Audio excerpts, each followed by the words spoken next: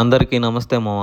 మా లియో గాడికైతే చూడండి మామ, కళ్ళ చుట్టూ, మూతి మీద, ఇంకా చెవుల మీద, చెవుల కింద కూడా ఎలా పడితే అలా గుల్లలైతే వచ్చేసాయి మామ.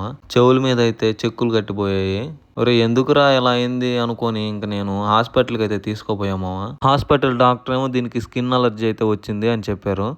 దీనికి ఎలాగో 3 months లోపలే ఉంది కాబట్టి ఏజు, ఒక యాంటీబయాటిక్ సిరప్ అండ్ ఇంకొక క్రీమ్ అయితే సరిపోతుంది అని చెప్పారు. అసలు దీనికి ఎందుకురా ఇలా వచ్చింది అని నేను అనుకుంటా నాకు లియోని ఇచ్చిన అన్నకైతే ఫోన్ చేసి చెప్పాను.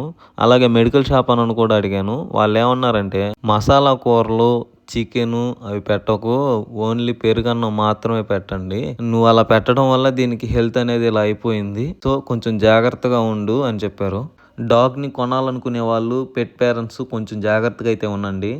మన డాగ్కి ఏది పెట్టాలో ఏది పెట్టకూడదో తెలుసుకొని తర్వాత అయితే ఫీడ్ అయితే చేయండి.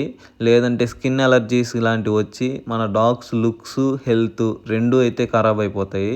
కొంచెం జాగ్రత్త.